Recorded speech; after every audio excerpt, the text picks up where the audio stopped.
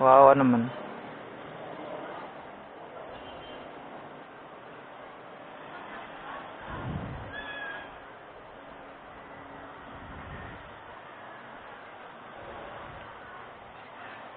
Kawawa yung ganyan. Siguro napabayaan ng pamilya yan. O kaya mga anak, asawa.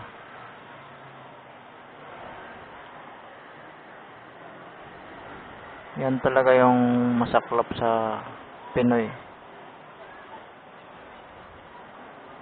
Lalo na dito sa atin sa Pilipinas.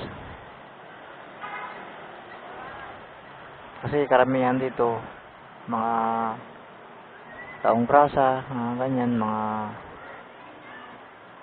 palaboy, mga batang hambog, nasa ilalim ng tulay nakatira, mga ganyan. Parang walang mga pamilya sila ditong malalapitan.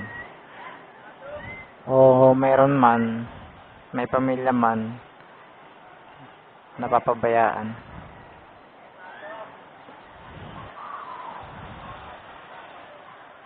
Kawawa naman.